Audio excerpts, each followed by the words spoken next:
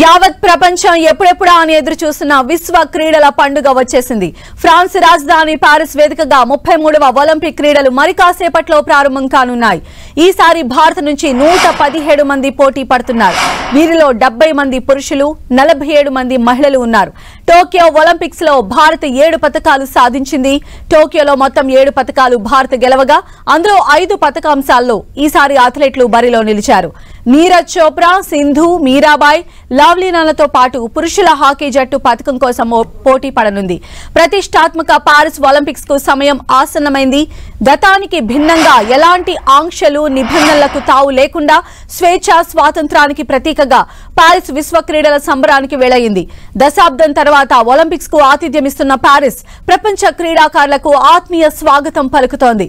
Corona నిబంధనల నడుమ జరిగిన టోక్యోకు పూర్తి భిన్నంగా సీన్ నదీ తీరాన విశ్వ క్రీడల మహోత్సవానికి అట్టహాసంగా తెరలేవనుంది. చారిత్రక ఐఫిల్ టవర్ సాక్షిగా 10,500 మంది ప్లేయర్లు పోటీ పడుతున్న ఒలింపిక్స్ లో ఆరంభ వేడుకలు గతాన్ని తలదన్నే విధంగా చేసేందుకు పారిస్ ప్రభుత్వం నడుం బిగించింది. సుదీర్ఘమైన సీన్ నది పరివాహక ప్రాంతాన్ని సర్వాంగ సుందరంగా తీర్చిదిద్దుతూ ప్రారంభ కార్యక్రమాలకు రూపకల్పన చేసింది. వివిధ దేశాల ప్లేయర్లకు, అతిథులకు ఎలాంటి అసౌకర్యం కలగకుండా కని విని ఎరుగని రీతిలో ఏర్పాట్లు చేసింది.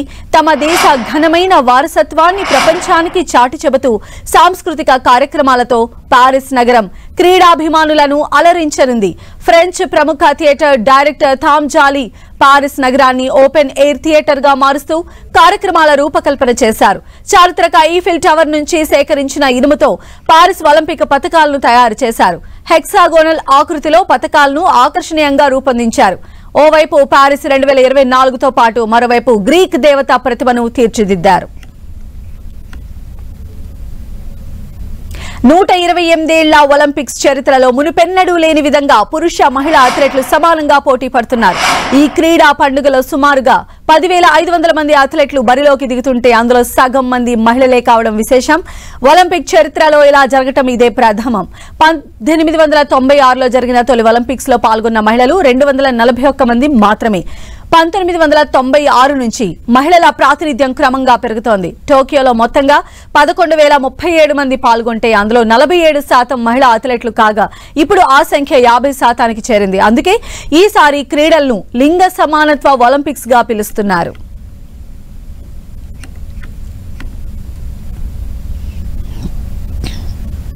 ఈ పారిస్ ఒలింపిక్స్ లో 16 క్రీడా పోటీల్లో 117 మంది భారత అథ్లెట్లు బరిలో దిగనున్నారు. గత టోక్యో ఒలింపిక్ క్రీడల్లో భారత్ 7 పతకాలు సాధించింది. అయితే ఈసారి భారత పతకాల సంఖ్య 2 అంకెలు చేరుకుంటుందనే అంచనాలున్నాయి. ఓపెనింగ్ సెరమనీలో భారత్ తరపున ఫ్లాగ్ బేరర్లుగా ఉండే chance star badminton player Telugu అమ్మాయి PV Sindhu, table tennis legend Achanta Sharath Kamal కొట్టేశారు.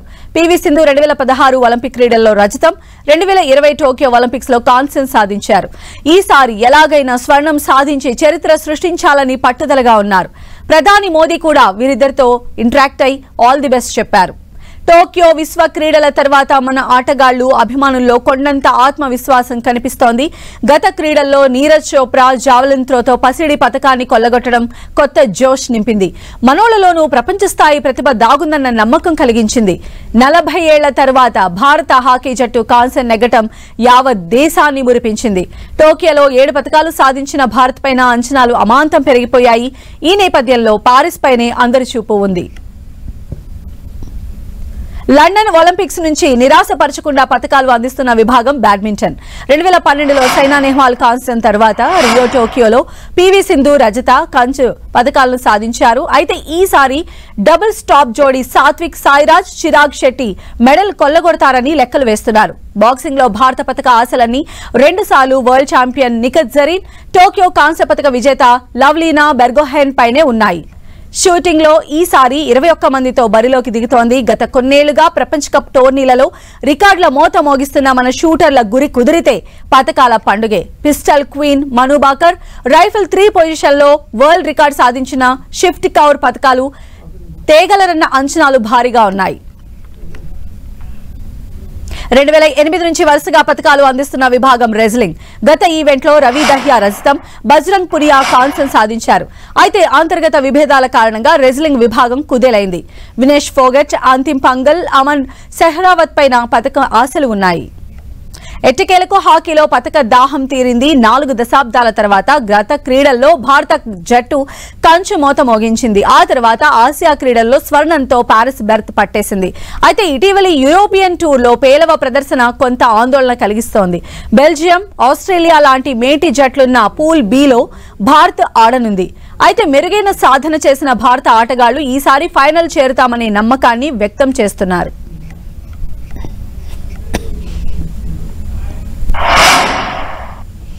నూట 17 మంది అథ్లీట్స్ పార్టిసిపేట్ చేస్తున్నారు. దాంట్లో 70 మేల్ అథ్లీట్స్, 47 ఫీమేల్ అథ్లీట్స్ ఉన్నారు. ఈ 16 డిసిప్లిన్స్లో అయితే అన్నిట్లో మనకి పథకాలు వస్తాయని చెప్పడానికి లేదు.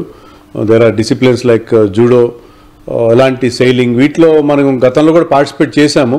ఏదో ఒలింపిక్ క్వాలిఫికేషన్ అయితే సాధించారు, కానీ అలాంటి డిసిప్లిన్స్లో మనకి పథకాలు వచ్చే ఛాన్సెస్ చాలా తక్కువ. మన మెయిన్గా ఏంటంటే అథ్లెటిక్స్లో particularly Neeraj Chopra last time ఎలాగైతే గోల్డ్ సాధించాడో ఈ 3 ఏళ్లలో కూడా లాస్ట్ ఒలింపిక్స్కి మధ్యలో కూడా అతను వరల్డ్ ఛాంపియన్ అయ్యాడు, ఏషియన్ ఛాంపియన్ అయ్యాడు. సో అతను ఆ ఫామ్ కంటిన్యూ చేస్తున్నాడు. సో ఈసారి కూడా ఫేవరెట్గా బరిలో దిగుతున్నాడు. ఖచ్చితంగా గోల్డ్ వస్తుందని అయితే ఎవరు చెప్పలేరు, కానీ ఏదో ఒక మెడల్ అతను సాధిస్తాడని కంపల్సరీ మనం చెప్పే అవకాశం ఉంది. అలాగే బ్యాడ్మింటన్లో కూడా మనకి డెఫినెట్గా మెడల్స్ వస్తాయి. ముఖ్యంగా డబుల్స్లో సాత్విక్ అండ్ చిరాగ్ శెట్టి, వీళ్ళ జోడీ చాలా చాలా ఇంప్రెసివ్గా ఉన్నారు. వాళ్ళు వరల్డ్ నెంబర్ 3 కూడా. సో వాళ్ళు ఖచ్చితంగా ఏదో ఒక మెడల్ తీసుకొస్తారన్న హోప్ కూడా ఉంది. అలాగే పివి సింధు కూడా హ్యాట్రిక్ చేస్తుందా, ఎందుకంటే ఆల్రెడీ లాస్ట్ ఒలింపిక్స్లో 2 మెడల్స్ సాధించింది. సో ఈసారి సింధు ఇంజరీ తర్వాత అంత గొప్ప ఫామ్లో లేకపోయినా సరే ఆమె బిగ్ ఈవెంట్స్లో బాగా ఆడుతుంది కాబట్టి సింధు మీద కూడా మనకు హోప్స్ ఉన్నాయి. అలాగే బాక్సింగ్లో మన నిజామాబాద్ అమ్మాయి నిఖత్ జరీన్ కానీ, అలాగే మనకి రెజ్లింగ్లో కూడా గతంలో కూడా మనకి ఎన్నో పథకాలు 7 పథకాలు వచ్చేప్పటివరకు. సో రెజ్లింగ్లో కానీ షూటింగ్లో లాస్ట్ ఒలింపిక్స్లో మనకి పథకాలు రాలేదు, కానీ ఈసారి 21 షూటర్స్ ఉన్నారు. దాంట్లో చాలామంది మనకి పథకాలు ఇచ్చే అవకాశం